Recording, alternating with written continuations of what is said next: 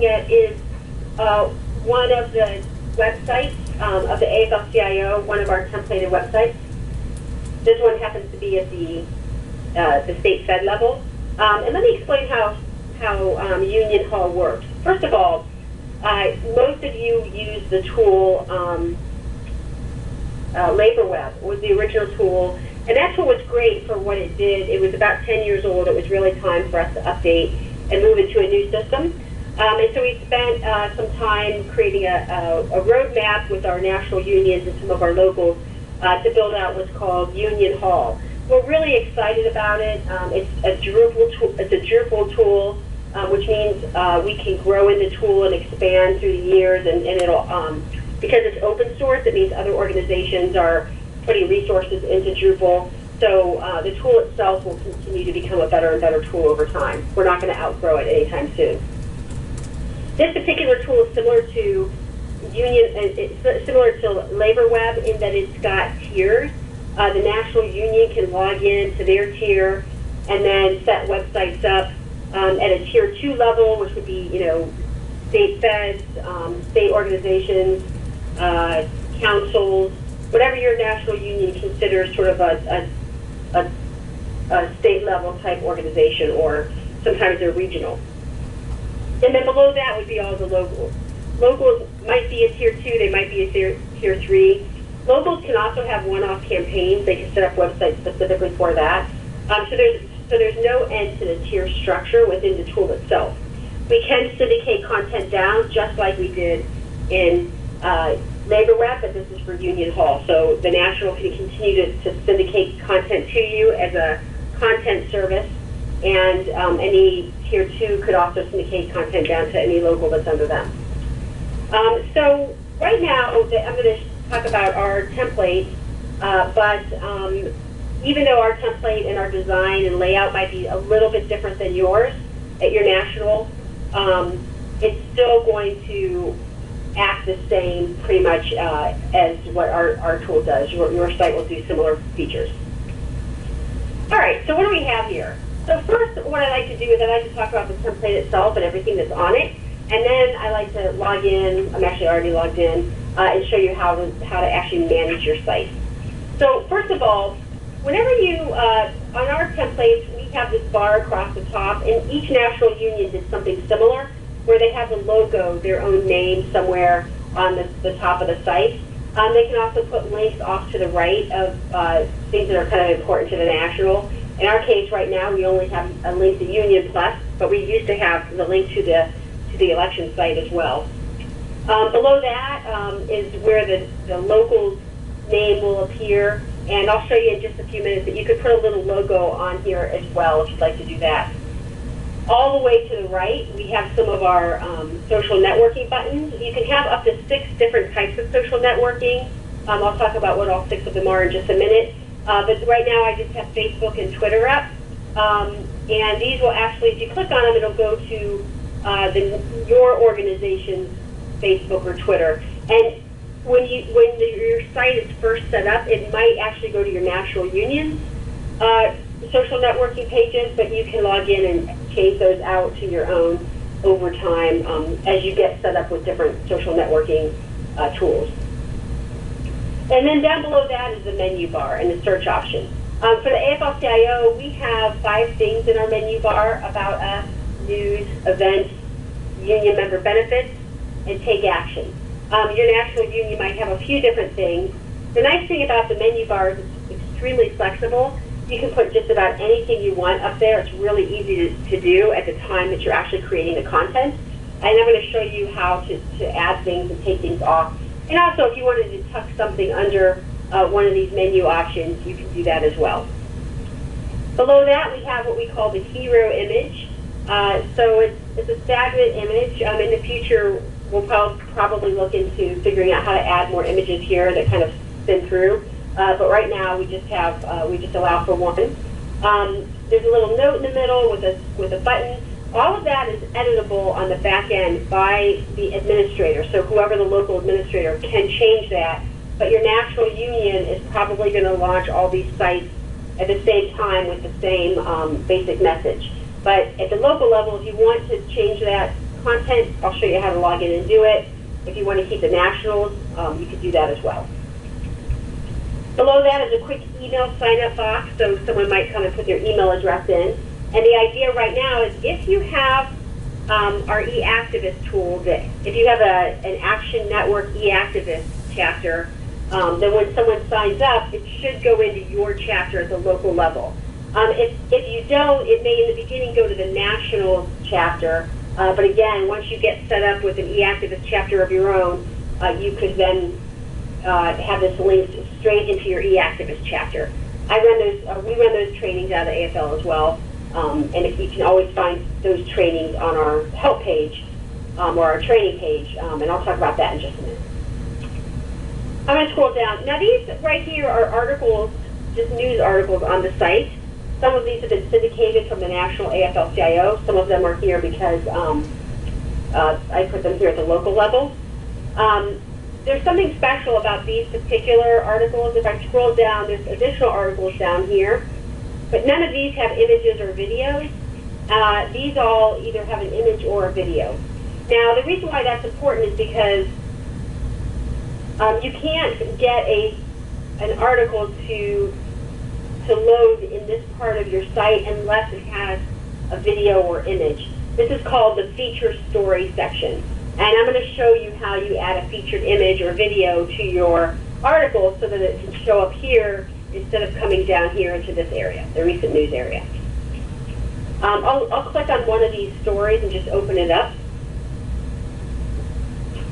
And by the way, this is a little bit outdated, but that's because this is my demo site, so it's not active content right now. And you'll notice that on this page, on this article, there's also social networking options. There's Twitter, Facebook, and email.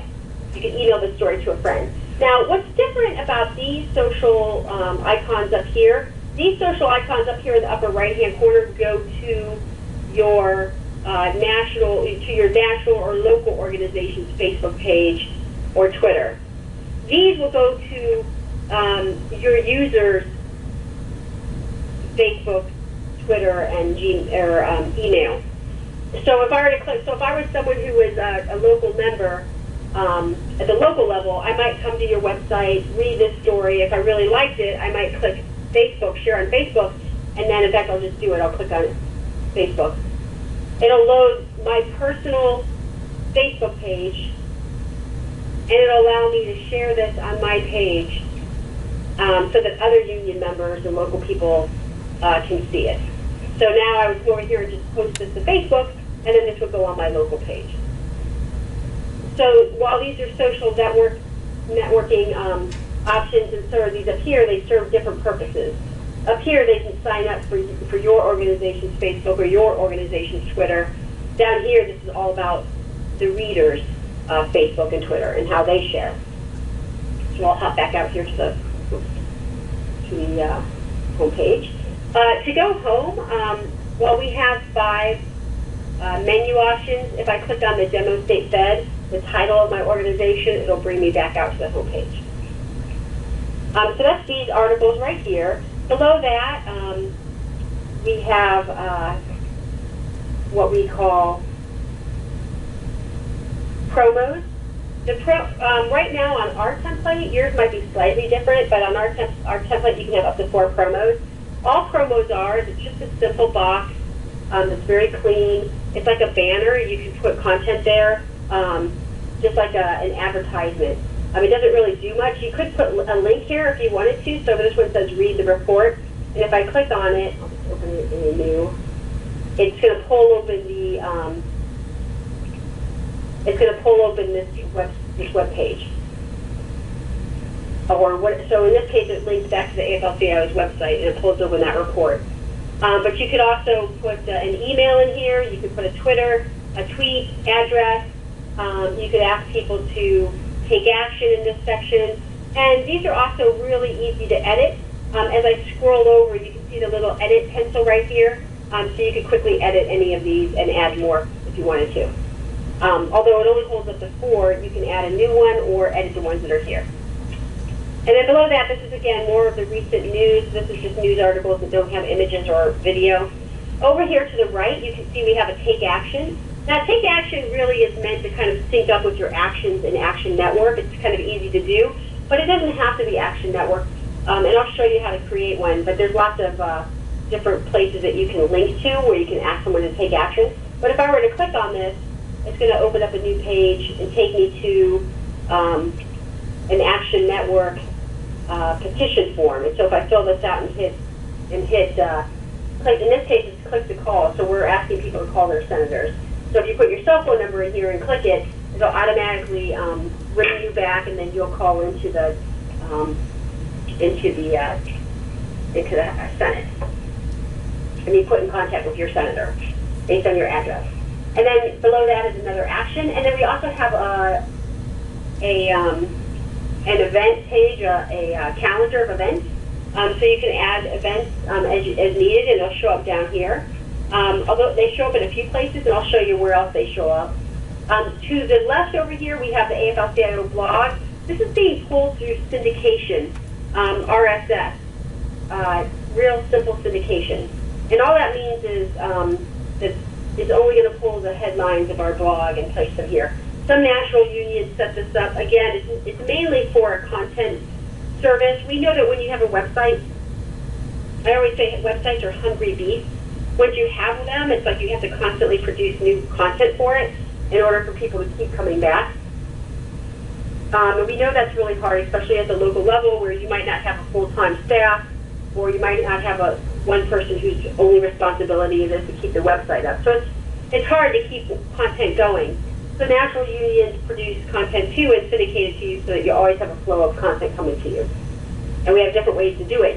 The national union can syndicate stories, actions, they can set RSS up, they can even syndicate events if needed. Below that, there's a little area. Right now, I'm showing the AFL-CIO's address, but this is an area where you can put the name of your organization and the address and the logo. And then we also have the menu bar repeating right here. And then below that, we just have a little bit of information about the tool. We link to a privacy policy in terms of use.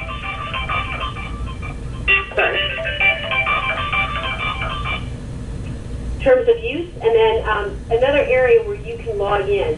There's two different ways to log in. You could just go to UnionHall or whatever your URL is that takes you back to your tool, but unionhall.aflcio.org should get you there. And then there'll be a way to log in. On this login page, there's several things here. First of all, up in the right-hand corner, you can see a little icon there. That's my image and my name. So your name, and if you want to upload an image, will be up here. And this is where you can go to your dashboard. You can edit your profile, including your password. You can log out. And then there's also a little question mark here. If I click on the question mark, it'll take me to a help page. So I'll go ahead and open that in a new tab. I'll go over to the help page in 1 second. And then you can see I happen to be a Tier 1 administrator, so I can get to my top tier site if I need to.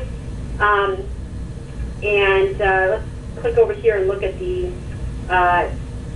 help page. The help page, we have documentation for Tier 1 administrators like Candace, your national union.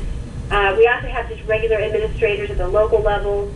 We have a training documentation, so if you go to the training, well, this is the training documentation. This training link takes you to our website that offers more training. And I mentioned I'd point out how to get involved in our Action Network trainings. We have them pretty regularly. And if you go to aflcio.org/training, that's aflcio.org/training, you can find our UnionHall training and our e-activist network training.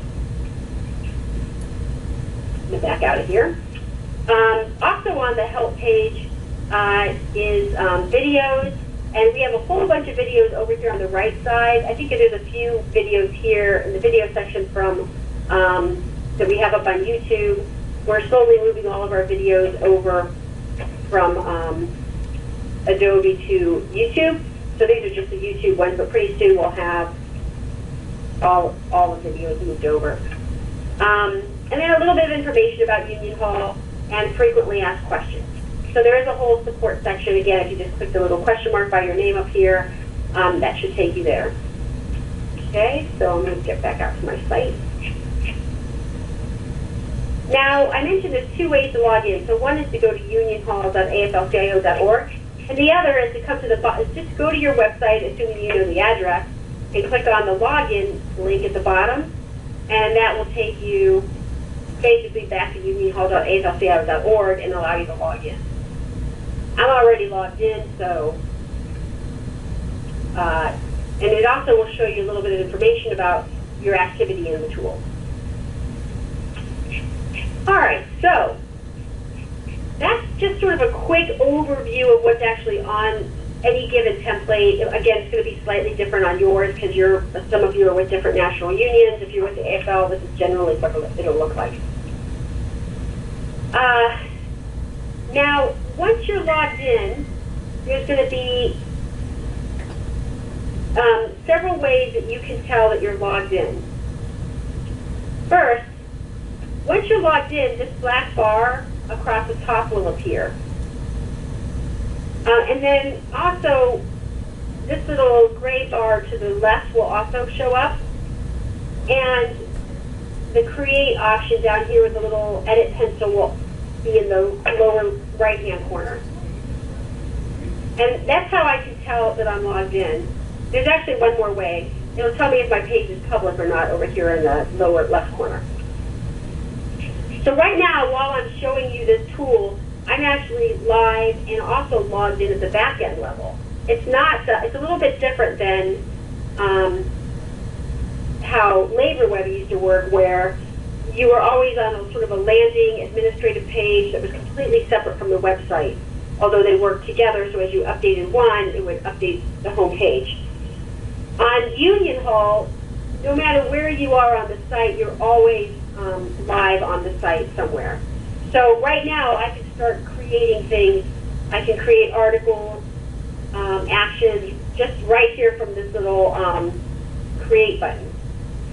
And one of the most frequently asked questions I get after a training is, people can see this really easily, but it's easy to close this little gray bar over here on the far left. If you click on these little arrows, it opens and shuts that. So a lot of times people just don't see this bar, and they forget it's there. And to be honest, when I first started logging in, I forgot too. And one thing I did was I created an article, but instead of launching it live, I just saved it for later because I was testing the tool. I wanted to see what happens when you save it. And then I realized I didn't actually know how to get back to it. And the reason is that because up here in this little wheel is how you get to all your content. So you can create things here, but if you don't launch them live, you just save them for later and not publish them. One way that you can always get to any content on your site is to come to the wheel in this administrative area and scroll down to content. And I'll just go there real quick because it's a very important section of your site. You'll do a lot of work here. Once I'm on the content site, by clicking the wheel and then going to content, now I've got all the content on my site. If I want to archive anything, I can just simply click archive.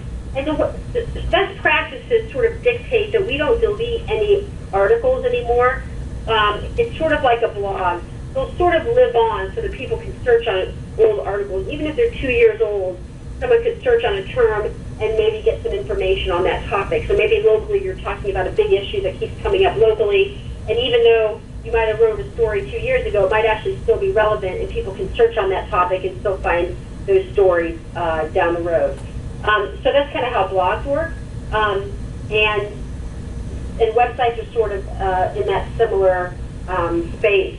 Unlike before where you would always unpublish your stories, now they just sort of live on. You can archive a story, which will take it down and kind of move it into the archive section. It's very easy to get back to. So if you archive something, you can always take it back out of archive, make it live again, repurpose it, edit it, things like that. You probably won't see delete on your end. I can delete because I'm a top tier administrator, but the idea is that locals don't actually delete. If you really did want something deleted, you could always ask your national union to help you delete something. Maybe you wrote something on accident and you just really want it to go away. You could ask to have it completely deleted. One nice thing about this tool, though, is that you can search on anything: title, author, section. I search on section a lot, or type, what type of content it is. I search on that a lot. It helps me find things quickly. But it is in date order, so the most recent thing that you publish will be at the top. And to edit it, you just simply click on the edit button, and you can go straight into the article and start to edit the article. Even if it was syndicated to you, you can still edit the syndication. So if you wanted to add some local information to a story that was syndicated down to you, you could jump in there and do that. You can see who the administrator or who the author is, so who published it. If it's published or not, yes. So if it wasn't published, it would say no. The date that it was done, and so forth. So again, the way that I got to this is someone created an article, and then I can always click on this wheel and go to content, and then get back to the content section. Another way that I can edit an article, let me go back out to my home page. And I'm going to scroll down and go to this article. So let's say I've been working on this article. I don't necessarily have to go back to the wheel to get to this article, since I can actually get to it myself on my page. If you save it but not publish it, I can't find it on my page because it's not published. And so I have to use the wheel. But if it is published, I can just simply go to the article itself. I have to make sure I know where the article is. I'm on the article page right now. And then I come down here to the edit button and click edit. It takes a minute here. And that also takes me to the back-end edit section of this particular article. I can edit it and then save it, or unpublish it, archive it. So there's several things I can do to it.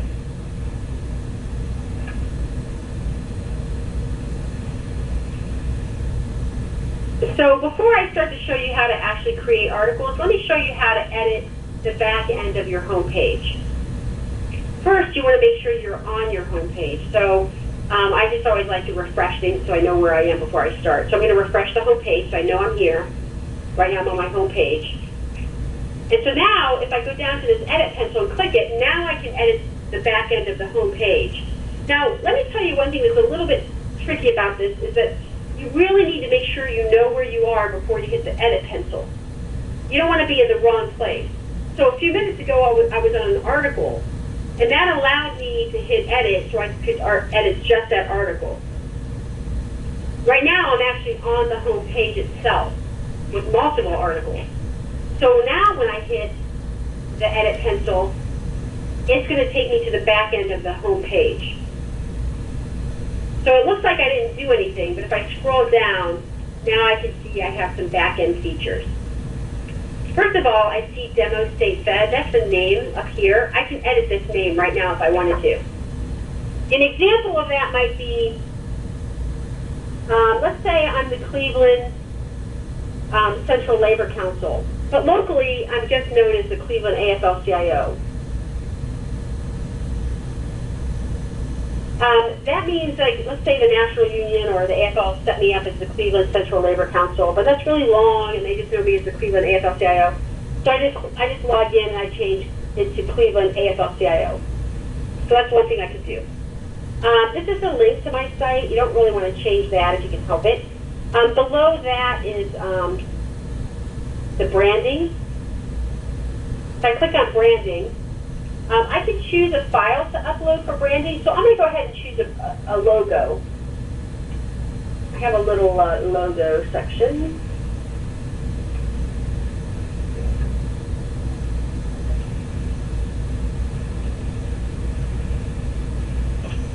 All right, so I'm just going to grab a logo. I'm going to upload that.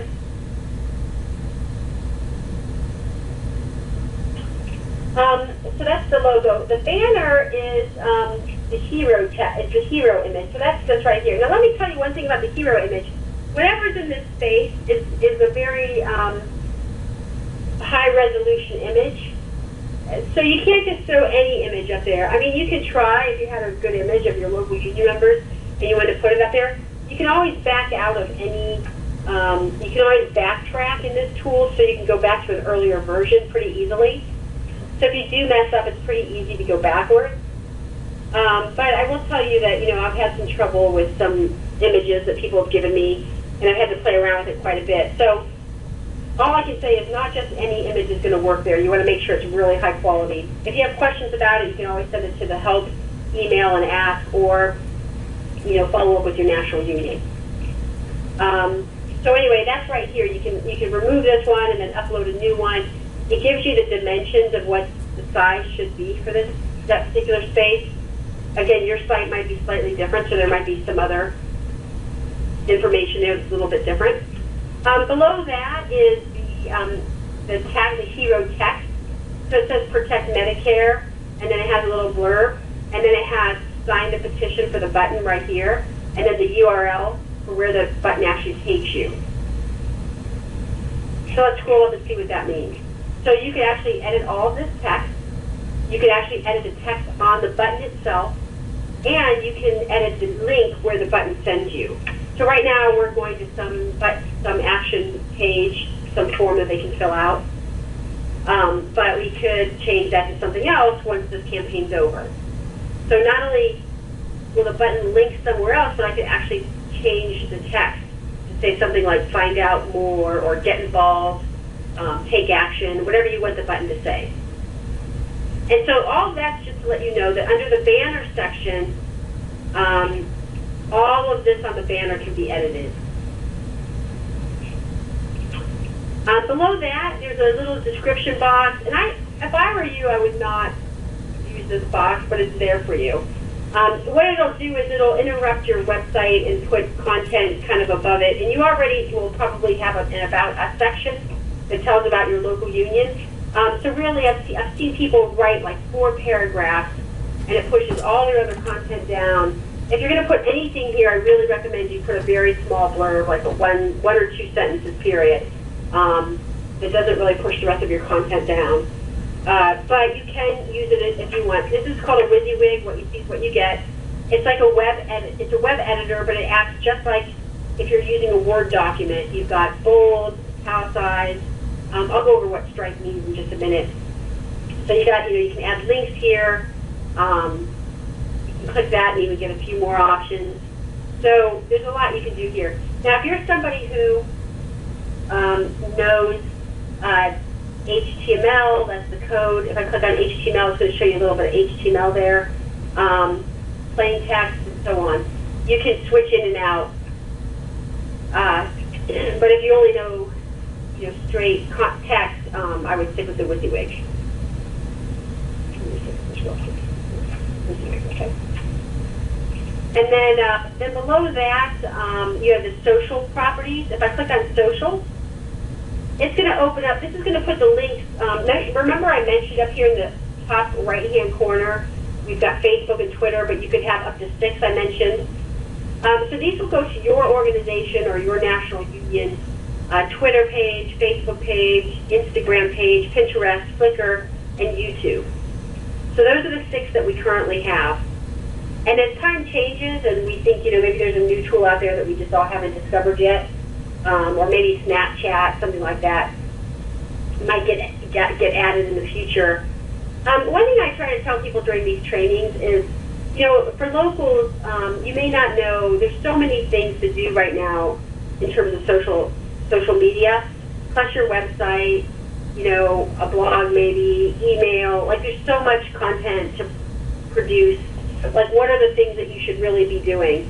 And so I'd like to just quickly point out a couple things. I would say that for locals that don't have a lot of resources, if there's one of these things that you did, I would do Facebook. And the reason is that most of your members are on Facebook at this point. And if they're not, then maybe somebody in their family has Facebook and they're looking over their shoulder. That happens to be a lot. I get people who I know don't have Facebook accounts because they swear it off, but they always tell me what I post on my Facebook page. So I know they're looking at it even if they're not. And then the other thing is, in the past, people weren't, a lot of union members didn't necessarily have a home computer. But now, because everything is mobile on mobile phones, just about everybody has a smartphone. And so almost all of our union members are getting access to all of these things. So Facebook is number one where the union members live and have pages. And it's also relatively easy to keep up because you can just forward what other people, you can share what other people are sharing.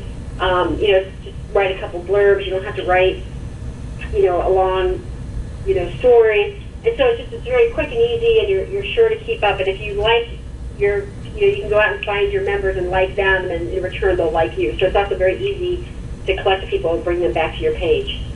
So it's Facebook first. Next, I would say Twitter, and the reason is that with Twitter,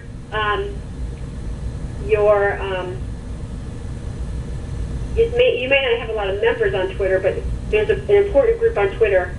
The state and local legislators almost all have Twitter accounts, and so it's a great way to kind of confront them. And then the other is that all the local reporters, national local reporters, are going to have Twitter accounts. And so again, it's a great way to confront those people, to kind of interact with them, to share information, to kind of lead them back to your press releases and things like that. And again, it doesn't take a lot to be on Twitter. You can find your friends, you can post post a couple times a week if you really don't have the capacity. But it's not like writing articles that might take much longer. Instagram, that's okay. It's not that important. Pinterest, not that important. Flickr is okay. Flickr is just like an image library. It's sort of losing flavor, I think. The most important thing after that would be YouTube. And YouTube and Twitter might be kind of competing for second. The reason why I say YouTube is because a long time ago I used to do these trainings, and we wouldn't really, if I would do a search on the local, I might get a lot of anti-union videos on YouTube. And over time, union members have really started producing a lot of videos. And so now when I look up a local, I'll find information from that union about those members or from that national. And so we've really pushed out the opposition. The one thing I will tell you, though, is that while it's great that we're in that space and so people can see union members talking about issues that are important to us, young men telling other young men why all these benefits are so important, and why we fight in the union. There's this really powerful stuff. But the one thing I would say is that it's really hard to get YouTube right in terms of length. People, sometimes will just point and shoot, and they'll let that run for 3 minutes. Really, 15 seconds to 30 seconds is really about the longest you need on a video, unless you really are trying to do some type of training or something else. But really, it can be short. You can edit it easily before you put it up on YouTube. But still, very powerful, very important. And then you can always bring those images back to your and put your YouTube videos back on your website. Below, inheritance, don't worry about that. That's just who your parent is. Who your national site is that's above you, who syndicates to you. I wouldn't even mess around with inheritance. That's just about how the tool actually works. Blueprint, you might be able to switch your blueprint around if the national union lets you. And then again, you can put your address here and your logo. And I mentioned before that shows up down here in the lower left-hand corner. And after that, I wouldn't worry about any of this other stuff. It's really kind of above what, in fact, some of this I might only be seeing because I'm a top-tier administrator. Really, I would say that after the RSS, you should just really not worry about anything below that. Sorry, you probably don't even see that. All right, so let me back up here. So that's the back end of the website. I did post the logo, so I'm going to go ahead and save this because I'm going to make an edit. So now you can see I uploaded the logo. Now the thing about the logos is that, because you don't want them to overtake the site, and it's hard to get the tiny content on there and make it visible. But anyway, your logos can play around with, or maybe the national can kind of help do some nice designs for the logos. But they can upload a logo there. That's the main point. All right, so now let's do some content. So I gave you an overview. I taught you how to go on the back end of the website. And again, let's just do that. You click on the name of your site to make sure you're on the home page. And then you just go down to that little pencil. I'll click on it quick. and then I can scroll down, and I can start editing the back end of my home page. But let's say at this point I'm really just ready to write an article. So all I need to do, I'm on the home page, all I need to do is come down here to the Create button, and I can choose what I want to create out of all these options. On this page, this home page, I can actually create anything. If I was on a different page, I might only see the thing I can create on that particular page.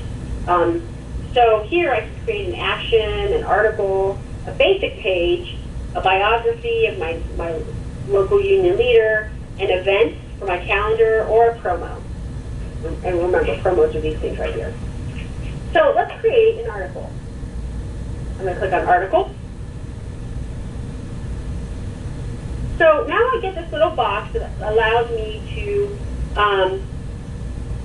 put my title, my text in, and all that. Now, when I do these demos, I like to go to the AFL-CIO blog just to get some quick content. Let me jump over to our blog. All right, so I'm going to grab this article right here, and I'm going to push it to, I'm going to republish it. Now, one of the things that I tell people to do is a lot of times you're going to write your story in a Word document. You're not going to actually write it into, you're not going to sit here and write your entire story out in this space. You really shouldn't. Now, the reason why you shouldn't is because a lot of things can happen when you're writing a story. If you're like me, your kid might come and step on the off button, and then your computer shuts down, or you might lose internet access, or any number of things that won't let you actually save your article on your website.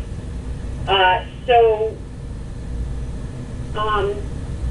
you don't want to lose your work. So I always recommend that you type up a story in a Word document, save that, and then copy it and bring it over.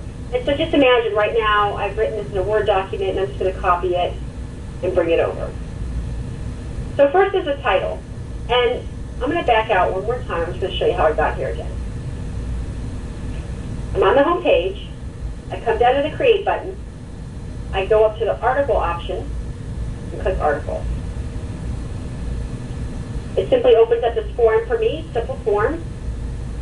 And at this point, I have title. I copied my title from my blog, and I'm going to paste it here. Here's the link to the story.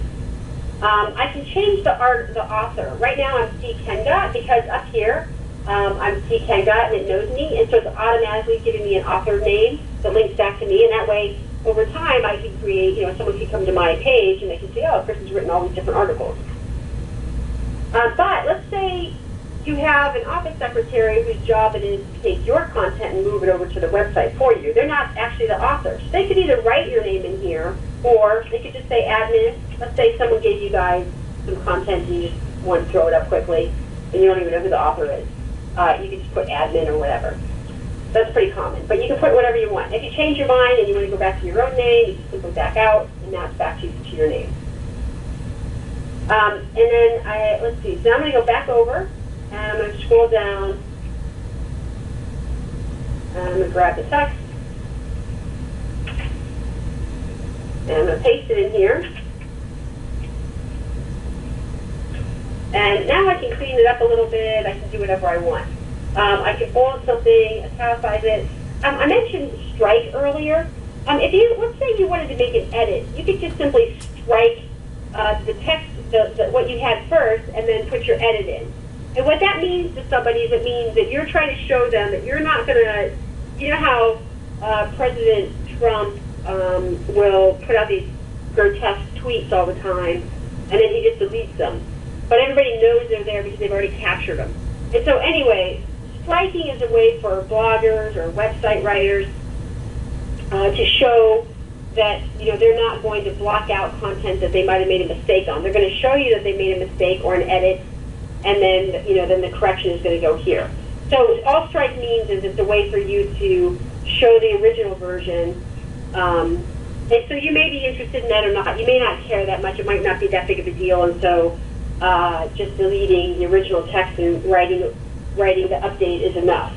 But if you're trying to, and if it's a controversial article, you may consider using strike if you make edits to it. You can also open this up and do a few other things, but the other kind of thing on the WYSIWYG here that you may not know about is, sorry about that. Okay, so the other thing that you might want to be interested in is if I were to scroll over some text here, it could be any text that you need. They come up to this little, icon of the chain link here. That's the universal icon for hyperlink. So I might want to put a link to something here. So I'm going to scroll over it, I'm going to highlight it, click on the hyperlink, and now I'm going to add the AFL-CIO's site and insert. And I like to bold my links. So now when someone's reading this article, let's say I want to say, check out this story on, the AFL-CIO's website, and then I can link back to the actual story on the AFL-CIO's website. And so the way you do that is, again, this is the universal icon for hyperlink, the little chain link here. The one next to it is break the link, and if I click that, it just simply breaks that link. So now it doesn't link anymore. So let's say I change my mind, I don't want to link to it. I just simply broke it. It's a quick way to clean it up. So you can also do some additional things to the story. I'll come back to that in a minute. So now let's go ahead and publish this story. Working families all over the U.S. mobilize against the Senate's bad bill. So I'm going to go ahead and publish it. There's my story. Now people can tweet me, Facebook, share it through email. There's my story. I've got some live links on here. And if I wanted to go back in and edit it, I could just simply come back over, because I'm on the story right now. I can come over to the edit pencil and click on the edit pencil, and it'll let me hop right back in the back and edit it. I could also provide a menu link.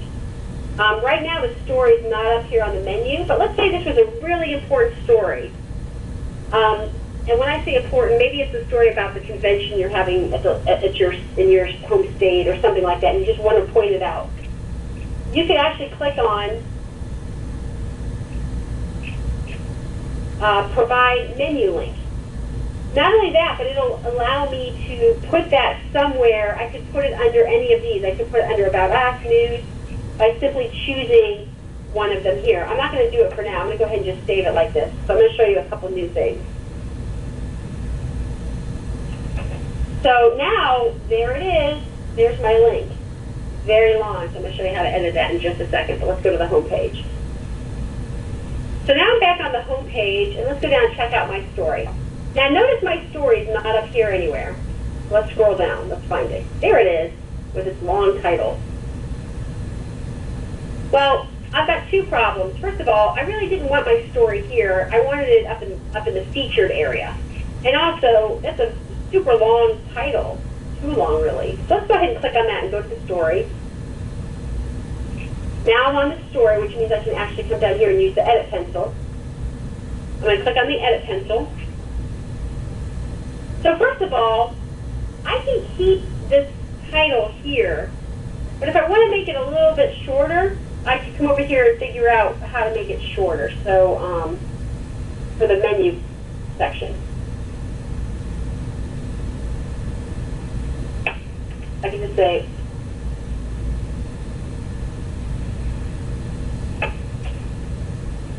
I can maybe shorten it to that. Or I can even just say, healthcare bill, draw attention to it.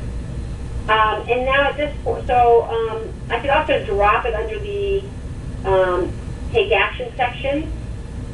And one other thing I wanted to do. Oh yeah, the browse feature. So I mentioned that I really wanted it in the featured image section, the featured story section.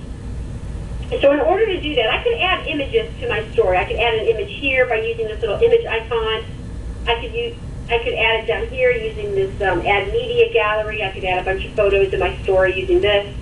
But in order to actually get it up in that featured image section of my site, which is where I want it, up high, I have to do the featured image section. So let's go ahead and click on Browse Images.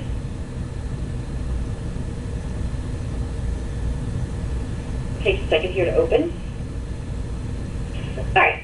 So now I can just choose a file. So I can just pull that right from my hard drive.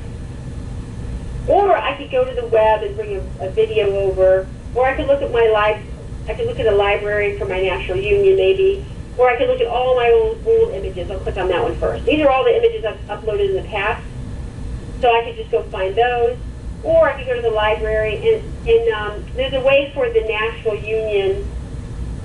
It's not very, no one's really there yet, but eventually we're going to have a section where the National Union could put, it's called the Asset Library, could put images for you that you could always grab.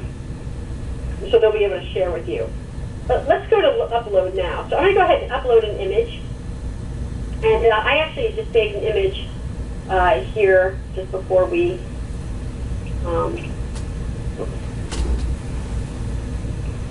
where's my image?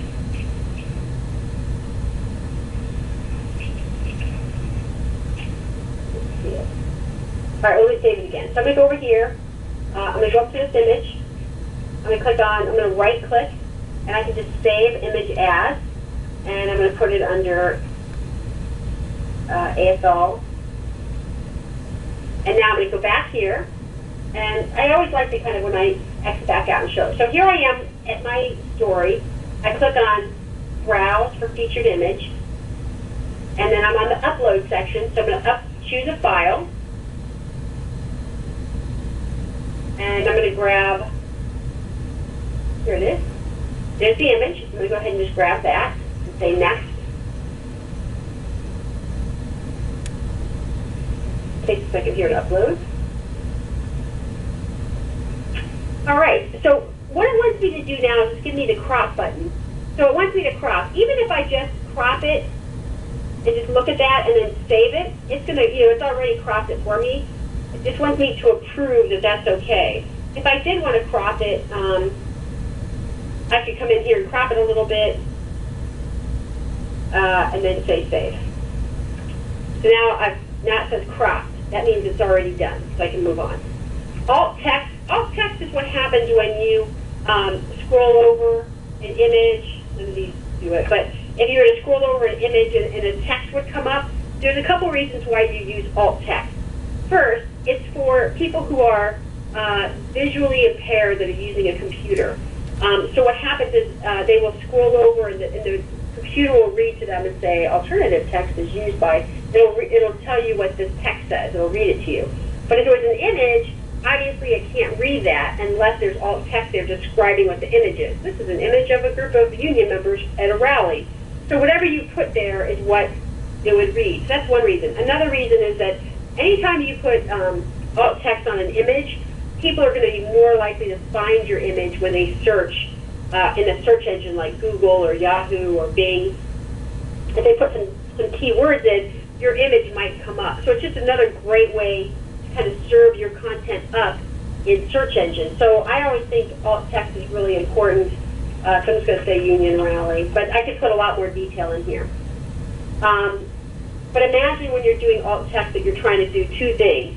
You want if someone was visually impaired, how would you describe that image to them? And two, if someone was going to search on that and you want them to find your image, what keywords would you use? Would you talk about the corporation that you're fighting, that's not completing a contract?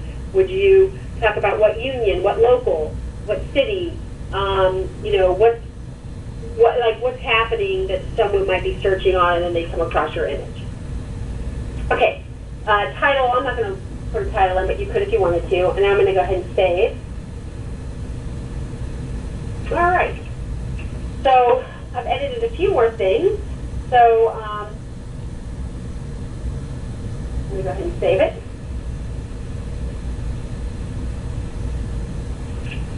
Oh, somehow I must have undone my crop. Let me go ahead and crop it again.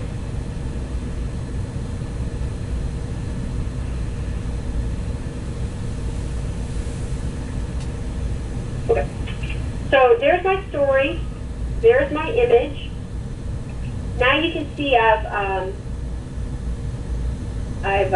changed it to healthcare bill. So if someone's trying to find out information about the healthcare bill, now they could be a little bit smaller, but I still have the long title that I really wanted. And if I come back to the home page, and I scroll down. Now I can see my images up here because now this time I used the featured image, so now it's accepting it. Now, it might be kind of frustrating if you're a local, and again, you don't have a lot of resources. How are you going to get images? I totally understand that frustration. So let me just say that, with smartphones right now are so powerful when it comes to images. You can take your smartphone and just take a couple shots at rallies, events that you go to. If you have like a UnionHall, if you have a union meeting, line up some of your members and take some photos of them.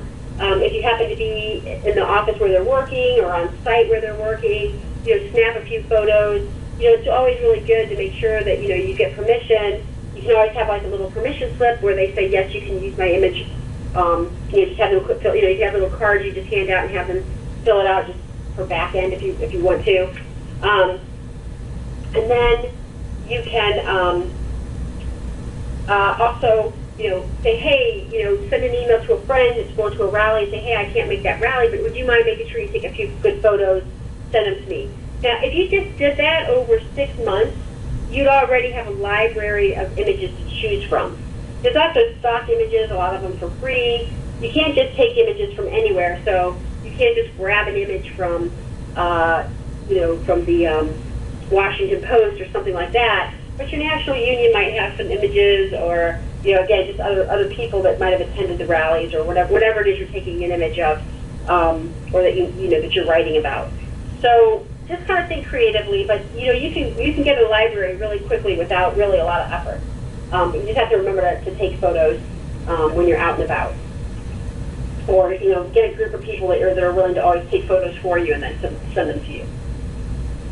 So let's go back to the story one more time. I'm going to click on it, and then I'm going to edit.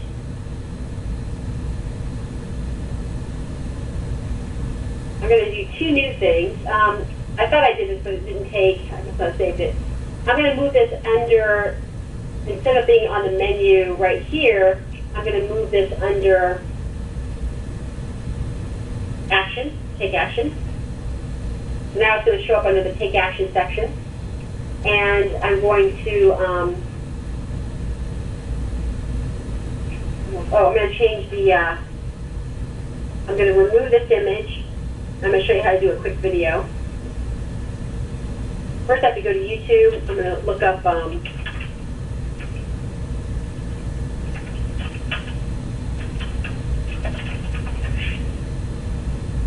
AFL-CIO on YouTube, just to get a quick video. So,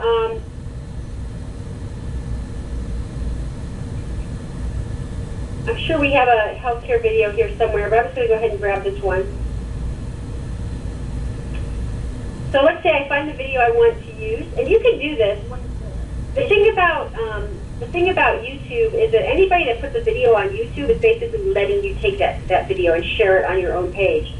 So you could look for news clips, you could look for your national union, you could look for other locals, a CLC, a state fed, you can come to the AFL-CIO. But once you find the video that you want to use on that particular topic, all you got to do is come here, find it, and then simply click on the link, copy that link. That's it. That's all you have to do. And bring it back.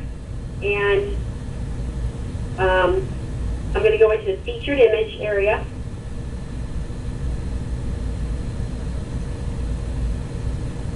Takes a minute here. And instead of uploading that image, just go to web, the web tab, because this YouTube is on the web. I'm going to paste that URL. So I came here and I copied this URL of this video I wanted, and I went back to web. Again, YouTube lives on the web, so it's a web link, and I pasted it there. And I'm going to say next. It's churning, it's uploading, and now I'm going to say save. So this time I made 2 edits to my story. Here's my video. One of the issues we had was being given overtime. And now I'm going to go back to the home page.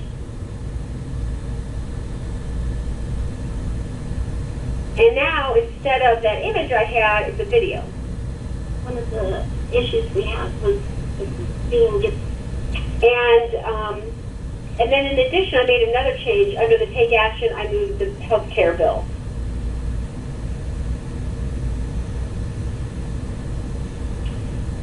So remember, it was over here on the menu, and now I put it here. Now, one of the really cool things, let's go back and look at that one more time. One of the really cool things about this tool, I think, is that you really can put anything you want on the menu. It doesn't matter whether it's an article, an action, an event. Every single piece of content that you create has this menu option section. So you can throw one off, anything that you're working on. I wouldn't like overkill. I wouldn't do overkill and like list every single article and action. You know, let the website do the work for you. But if there's something really important, you can just place it up there. You can give it a short name. You can decide who the parent is on the menu, and so forth.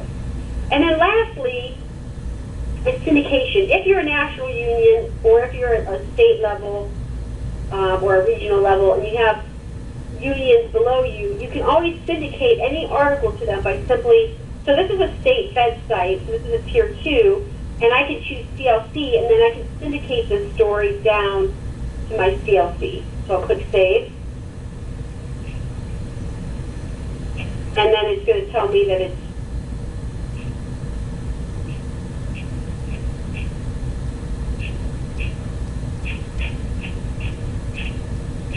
I hope it didn't just do that.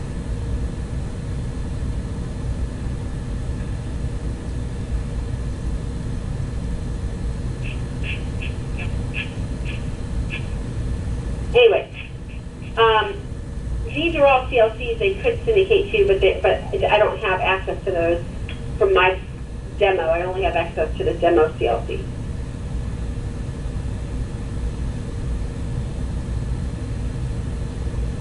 Okay, so anyway, let's go back out. Work the way I thought it was going to, but that's okay. That's something we'll deal with here. Usually I work in that site that's not on the live site. Right now I'm actually working on the live site. All right, so let's go ahead and create, that was an action, an article. Let's go out and create a basic page. So let's say you just want to create a basic page and you want to link to it. So I'm going to create a page called GOP Healthcare, or I'm going to call it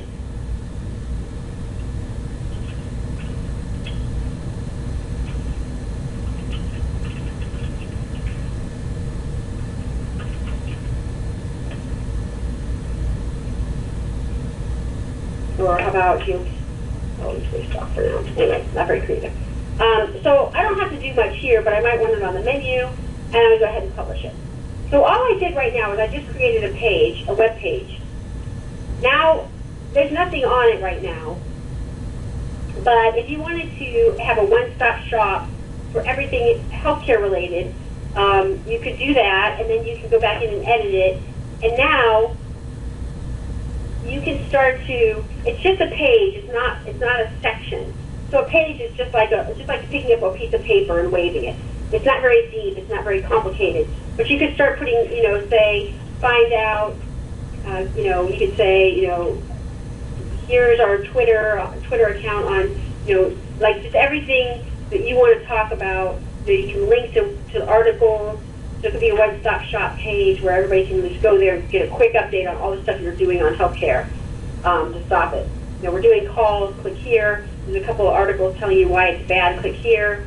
Here's an action you could take to tell Congress, tell Congress no. So you could put everything on this one page, and if your members came to it and clicked on it, they could see everything on healthcare. And I don't have any content now, but then the other thing I could do is I could go back to the article I just created, and I can edit that. I'm going to move it under the stop. Now that I have a stop healthcare section,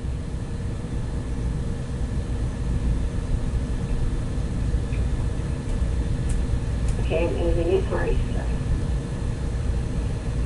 Well, now that I have a healthcare section, I can move my from the take action over to stop healthcare. I'm going to save it.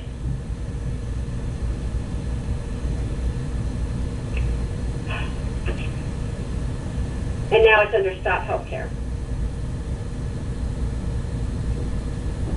That's a screen message. Okay, so anyway, this is a new tool, so we're still learning it ourselves. So there I was, live, learning the tool. All right, so anyway, so now if I scroll over stop healthcare, there's my first article. I might have 12 articles plus an action, plus I link to a bunch of stuff actually on the page itself. This is a page, you can't really tell, but I can have a lot of content here. All right, so let's move on. So that's the page. So that's creating an action. That's creating an article, creating a basic page. Let's go back up to create action. So first of all, here's the action itself. I can always edit an action by simply clicking on the little edit pencil right there. It's not like an article. There's not a page that I can land on. So I have to click that little pencil to get to it. And so it's just like creating an article. You've got a title. You have a space where you can link to the action. So you have to decide where that action is going to live. Is it something you set up in Action Network? Then you know what the link is. Is it something that you, actually the URL is right here. This is a link to the page itself and the text about why they should take action, what the button's going to say, call your senator now, and the URL to the actual action. And in this case, the action is in Action Network. Make sure you show it on the home page so people can find it. And then you can decide if you want to put this in the menu bar or not. I'll just do that for the fun of it. You have to have a featured image. It won't let you save it without a featured image. So again, it's really important that you're collecting images for this tool. And I'm going to go ahead and say save.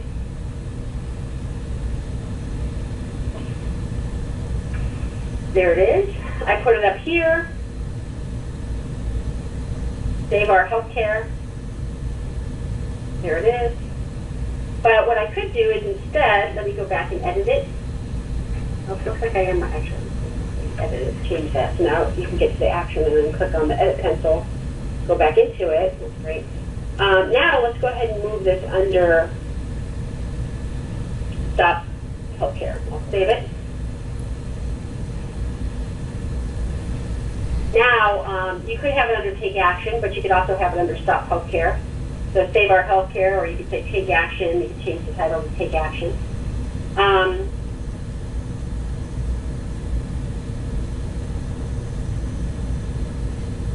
then if I were to create an action from scratch, I'm not going to create an action from scratch. I'm just going to show you the form. But again, you put the title. It automatically generates. You can change the link to whatever you want right here, so you can give it a quick link of your own making. You can give the description text. You can say what you want the take action button to be, sign this petition, make call, whatever you want it to be. This is going to be the URL. We have an Action Network placer here because most of these will be in Action Network, but sometimes you might have some other form or something else that you want them to do, so you can always link to it if you change your mind about where you want it. You can choose where you want it to be on the menu. If you want it on the menu at all, you may not. And you have to have a featured image in order for this to work. It won't save without one. And then you can go ahead and publish it.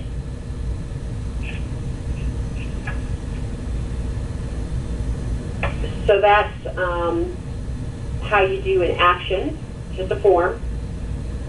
Action, article, basic page. Next I'm going to do biography. So before I do that, I'm going to come up here to the About Us section. The way we design this page, this website, is if you go to the About Us section, we have a blurb here about, in our case, it's about the AFL-CIO, and if a local CLC or state fed wanted to edit that, they just simply click the edit button, and now they can add their own About Us. We did that just as a placer. They can keep our language plus add their own paragraph above it or below it, or they could delete ours completely and add their own. The Contact Us is left blank on ours so that the local goes into the Contact Us section, and again, hits the edit pencil, and then they can add their own contact us information. We didn't want to try to guess, how they wanted to be contacted. They might want it through email. They might want calls only. They might, they might not. They might have an office email versus a personal email of one of the staffers. So we left that to the locals to decide. And then we have a section for officers' bios. Here's Rich Trumka. If I click on it, it opens up to a big bio of the president. And I could always edit that by simply going into edit, the edit pencil. So now that I'm on it, I can edit it. Use the edit pencil to actually edit his bio or his image. Let's say we changed images. I can also move these around. I could bring him down or up, so it's really easy to change the order. And then I can also add a new bio. So let's say I wanted to add a bio. It'll do it in blocks of 3. So his picture would be much bigger if it was just one on the page. When you add a second one, then they share that space. And when you add a third, they share that space. So don't be surprised if you upload an image and it's really big. It's because if you only have one, that's just how the 3 images together kind of share that space. And then the 4th one will drop down here. So let's go ahead and create a bio. I'm just going to do a demo bio just to show you. So if I didn't have a photo, I'll show you what it would look like.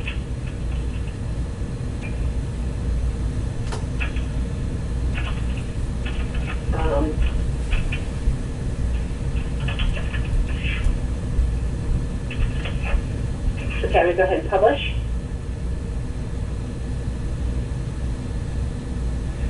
And I'm going to go back to the About Us page.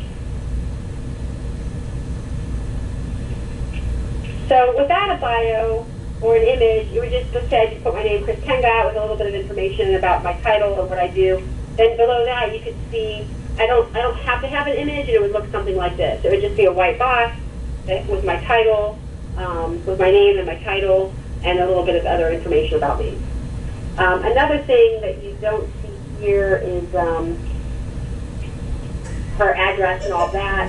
However, if you wanted to use the edit pencil,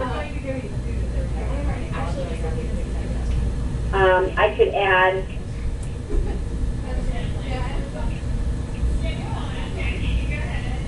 some contact information.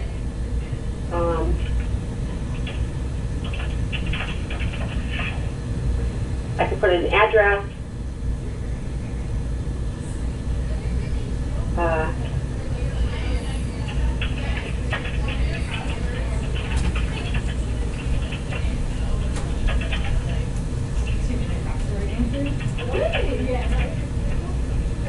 I'll save that.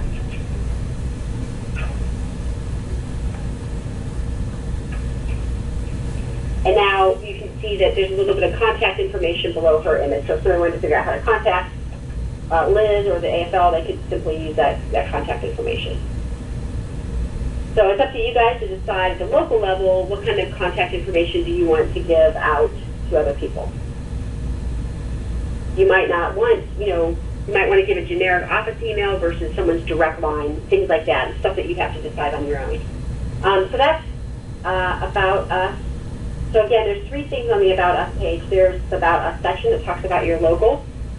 There's the Contact Us section, and again, if you're with the National Union, your template might be slightly different, but there's going to be some elements that are the same. There's the Contact Us space for the address, and then there's the bio. So the About Us has 3 elements on it that are kind of important. So I'm going to go back to the home page.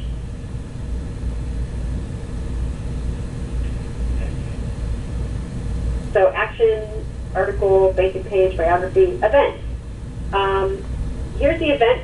If I go to it, if I just click on it, there's my calendar. It's pretty filled up. These are just demos, I think.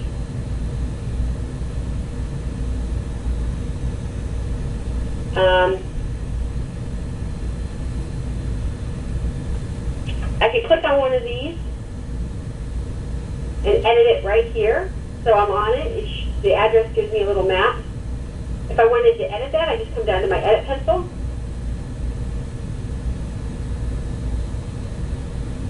And now I can edit that event.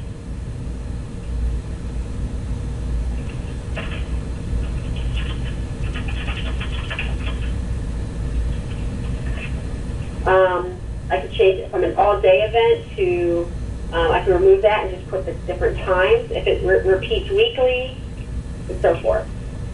I could put this on my menu bar. So again, if it was a local convention, we have our big convention coming up, so maybe we want to throw that up on the menu bar. If this was in healthcare action, I might want to throw it under my healthcare and show that I have actions going on.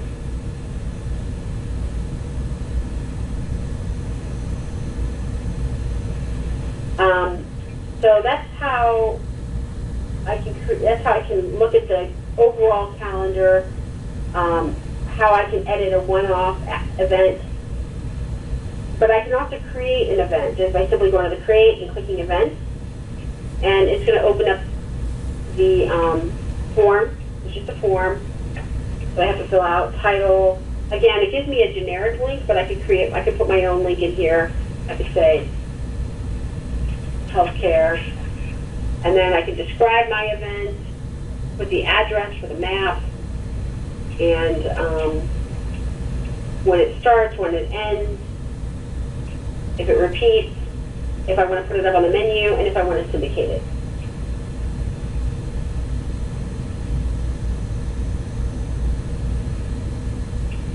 So I wouldn't worry about this. I know this publish option keeps showing up. That's really way more advanced. It's just basically, if you're working on an article with someone else, they could potentially see who's actually making the edits, or like why you made changes. Like you might put notes in here and say, I changed this because, I realized we had the date wrong, and I wanted to make sure that, whatever, so someone doesn't go and like reverse your edit. But anyway, it's kind of like that. Again, you get the author information, but you can change the author name if you wanted to on this event.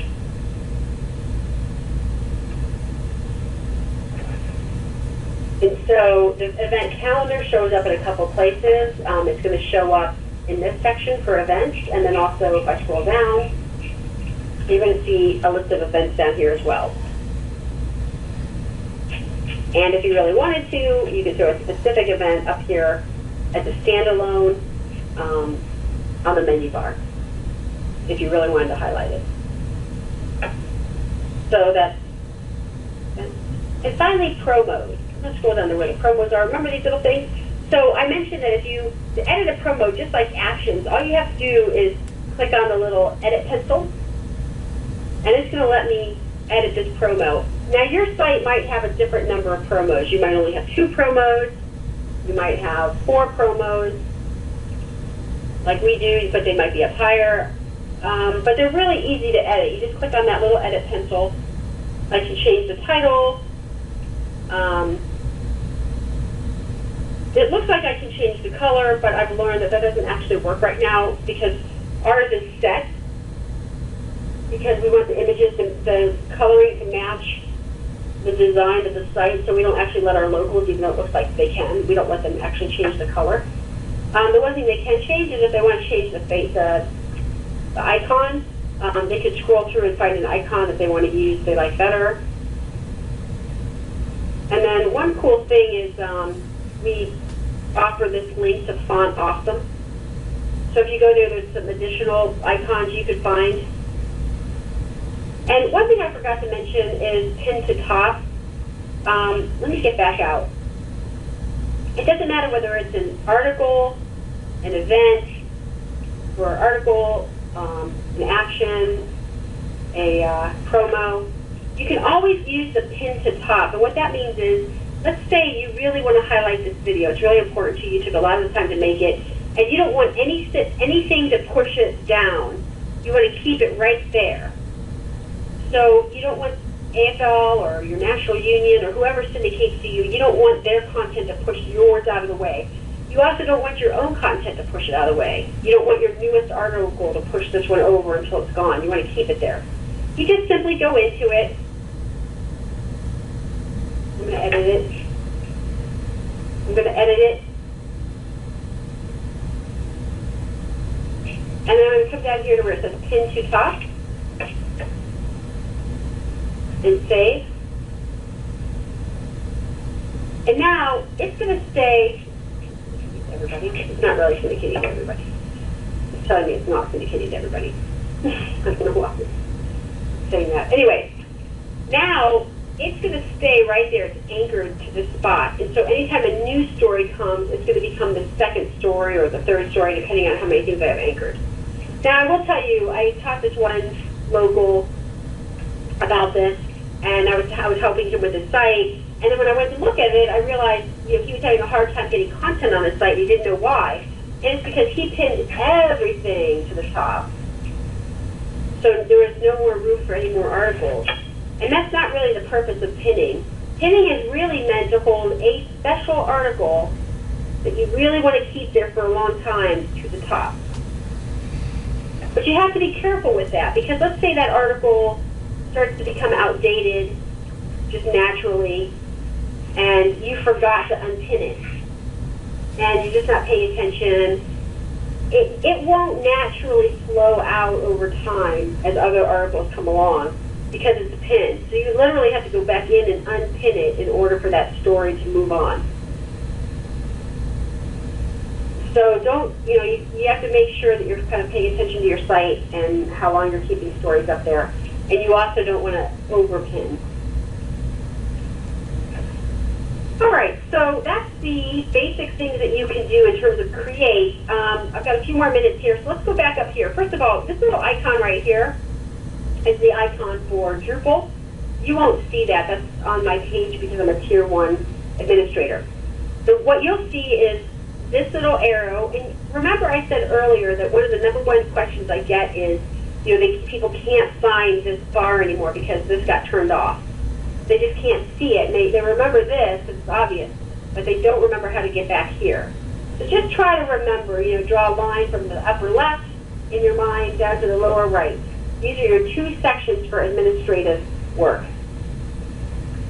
So if it gets like this and you forget, just remember to go back up here, click there, and it'll open up. This little wheel is going to be really important. There's a few things in here. There's a map, and the map is really more if you're if you manage more than one site. I wouldn't get too caught up in it.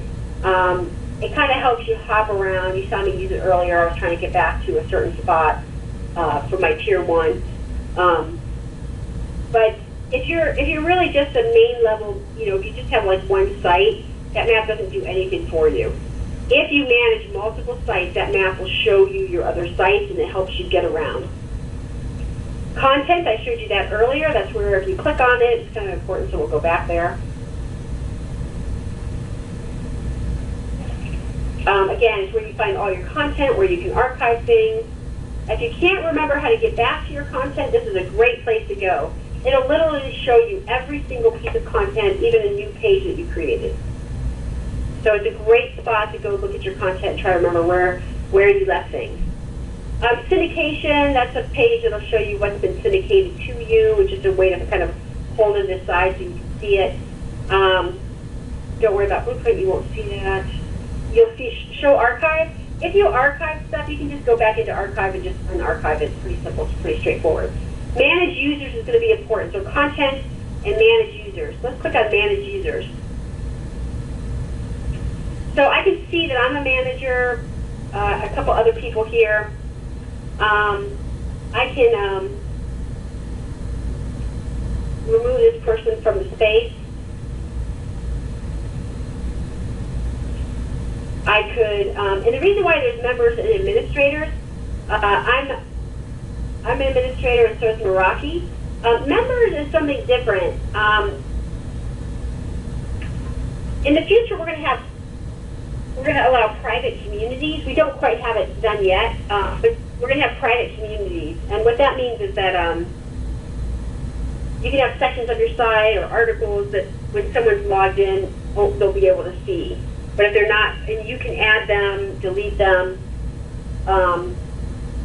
It's a way for us to kind of do some of our work in a non-public way.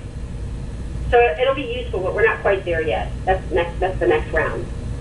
So an administrator is somebody who actually has administrative rights to the site, And a member is just a member. They can log in and see all the content. But again, we're not quite there yet, so it's a little deceiving. Add existing user. So if somebody is already in the system, you just have to write their username in and add them to the space. Or you can come here to add external user, and that's really how you add a new administrator. You give them a username and shoot them an email, and make sure you say make an admin before you hit add. So you have to click this one right here. They'll be notified. If you click on a link, they'll get an email that sends them back to log in and help them change their password. And then you probably did that yourself the first time you got logged into your site. And I'm going back to the wheel. Let's see, we have a few more things. So add people, we already did that.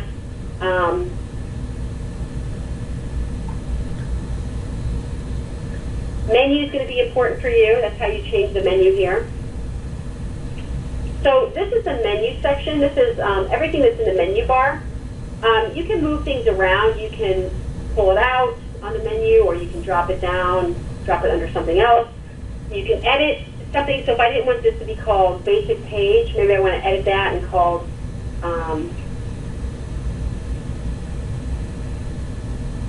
just a second here. So I click the edit button. It's just taking a minute to render.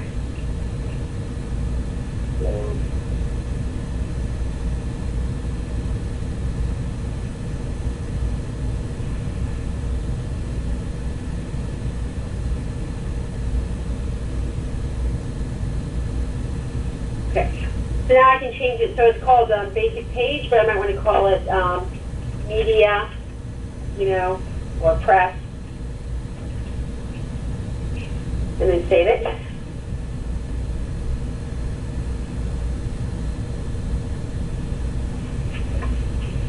Sorry, it takes so long here.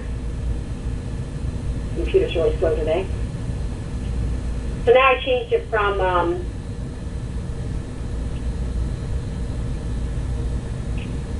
basic page to the word press. So not only can you look at news, but you might want to look at our press releases. I could delete something. So let's say this CK action here. I could just click delete. Confirm.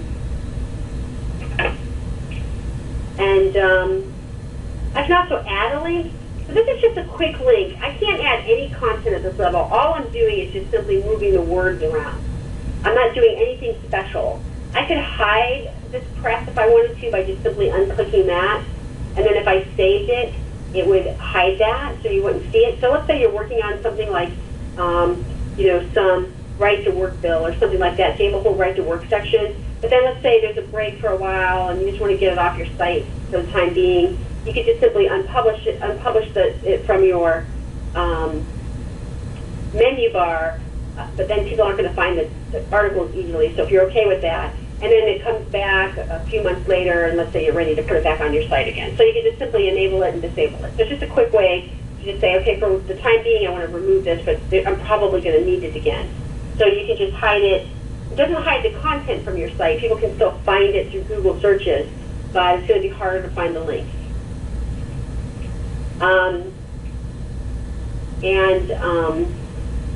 You could create a section that you don't have. You could create an entire section called, behind the scenes, and search engines would be able to find it over time. But it's a quick way to put content where people can't just come to your site and find it, but you still have a link that you could share with people and say, hey, come to this site. And people could come there and you could do a little bit of work. And then eventually search engines will find it. They have these things called spiders that kind of crawl sites. And they document all the pages, and that's how search engines work. So you would have a little bit of time before a search engine would eventually find you, or someone might do a search and might find your page.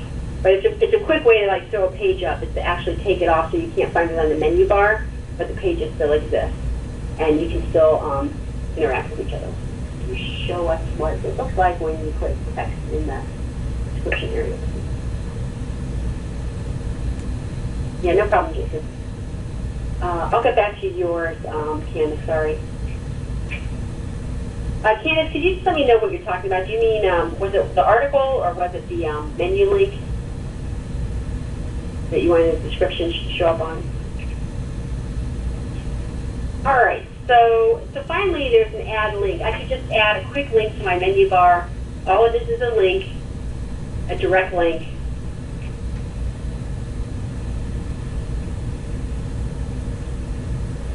Sorry, it's very slow.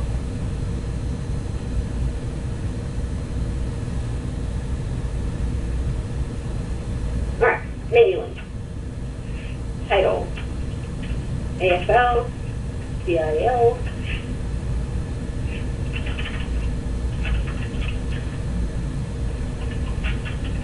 The path is the URL. Description, a description is not really going to show up. I'll just put text.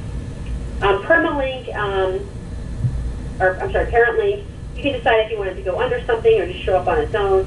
Weight, don't worry, weight is really a silly way to say, it doesn't even make sense to me, but it's kind of like what order do you want these to be in? So you can weight it, but we'll change that in round 2.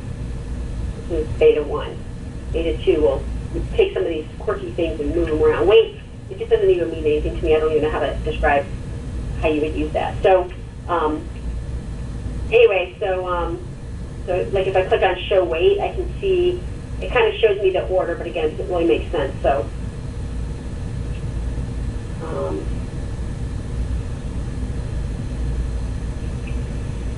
all right, so thanks, Kelly. All right, we're just about done anyway. So anyway, you can see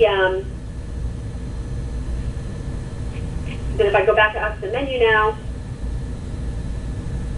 I mean, I've just saved that, but let's see. Yeah, there it is. So it's just a link to the AFL. So if you wanted to put a quick link up here that actually went to a specific place, whether it's within your website or another place, you can just throw it up. And it's just a link, it's not a page. The rest of these are pages, but that's just a link. And so let's hop down. This one, the tree here, again, site map. It'll just show you who the parents are of your site, who's your national, who's below you, the sections of your site, not that interesting. The most interesting thing here in this little tree is creating a new section. The new section is like if you wanted to create a new, like a press section that acts really similar to the news where you can throw up different articles, but this time you want it to be called press. Or you could create a new bio section that allows you to create a second biography page. So maybe you want a drop down that says officers and then one that says staff. You could actually create a bio section called staff, where all the staff bios are, not just the officers. So there's, you could do different things with the new section. The only thing I would say is really know what you want to do before you start doing it. I wouldn't play around with sections, because right now you can't reverse it. You can't get rid of them completely. You can hide them so they don't show up, but they're still going to kind of be hanging around and you'll come across them. So don't start creating new sections unless you really know that you want a new bio section or you want a new, news section with articles about press releases or like whatever it is you're trying to create. So think it through before you play around with that particular piece. And then finally, this little one person, it's you can look at your member list, that's members of it, your admins, and here's yourself. Some of this stuff, I'm sorry, like bulk manage, you wouldn't see that because that's on the national, because I'm a tier 1 administrator. But there's really not much on this one that I think is important. The tree, the only thing that's really important here is creating a new section. And really the most important thing here is the wheel. The wheel has a whole bunch of administrative functions that you're going to really want to play around with and think through. My recommendation to you is get logged in as soon as possible so that you can start playing with your site. And this is really easy. I've had people that have been really nervous about using this tool, and then they came back to me later and said, "Wow, Chris, I can't believe how easy this is. I love this tool." So I've really seen people go from high anxiety where they're scared and nervous about it to just absolutely loving it and can't believe how easy it is and think it's so much better than the old tool. So I think you're going to have a good time with this. I hope you really enjoy yourself, and thanks for joining today. Thanks for using our tools, and hopefully we'll give you lots of support, and you can get going.